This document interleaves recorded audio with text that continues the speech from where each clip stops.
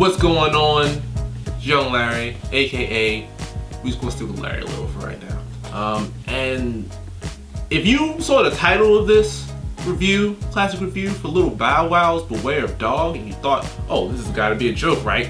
No, it's not a joke. It's serious. And mainly it's serious because Lil Bow Wow is basically my gateway to rap music. Again, if you're laughing right now, stop it. I'm serious.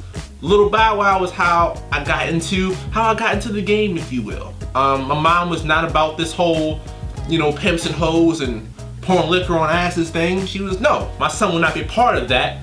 You do not watch BET, MTV, or any of that other stuff. Let me tell you how effective she was at it, but that's what she said.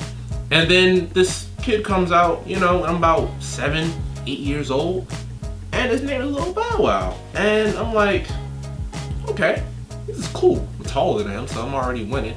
But he had a co-sign from Snoop Dogg, which at that point, all of my sort of older friends or older family members had talked about him loosely. I was paying attention as a kid. The name Snoop Dogg seemed familiar, so I'm like, okay, let's see what's going on. And I'm 7 or 8, so I have no real super duper strong concept of what hip hop is and what you're really, getting into. And I think that's the beautiful thing about with kids in hip hop, because if they like some stuff, they like it. They may not like it later on, but it's important to sort of figure out, where you're going to be going with this whole listening thing. And Lil Bow Wow was my guy. That was my intro. Beware of Dog, the first album.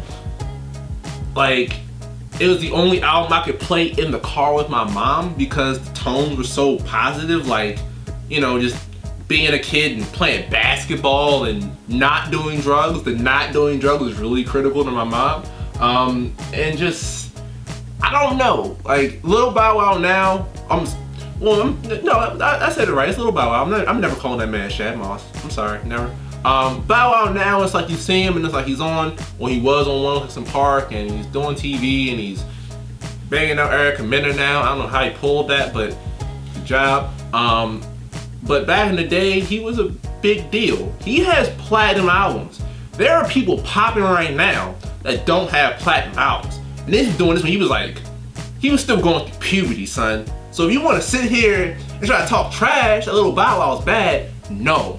That man had kid bars, okay? He had kid bars on top of kid bars. If Kidz Bop was a real thing, and I mean real thing as in it wasn't garbage out just out the gate, Lil Bow Wow would be ahead of that forefront. He would have been ahead of that forefront the whole time. And it sort of had the earliest beef between Lil Bow Wow and Lil Romeo. You had to pick a side. You couldn't listen to both. Because you would mess with the Mickey Mouse chain, mess with the Bugs Bunny chain. Gotta make up your mind. It don't work like that. And Lil Bow Wow, maybe want to play basketball a little bit. Just a little bit. That was still mostly Michael Jordan's job. Let's not get too hyped up here. But nah, the album was the first thing I played on my big speaker stereo my mom got me when I was a kid. And that big speaker stereo is really what kind of just propelled me and pushed me into not only sort of listening real close, not real close, listening to music, but listening to rap music. I bought every Lil Bow Wow album up into his joint one with Omarion. I was that.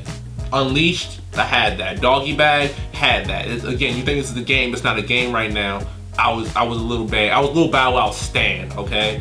It was not a joke. And you can, as a kid, like songs like 18 and sort of just when I turn 18, like it's a big deal and doing all this stuff and loving. He really made songs about loving his mom and being 18 and like having little girlfriends and stuff like that.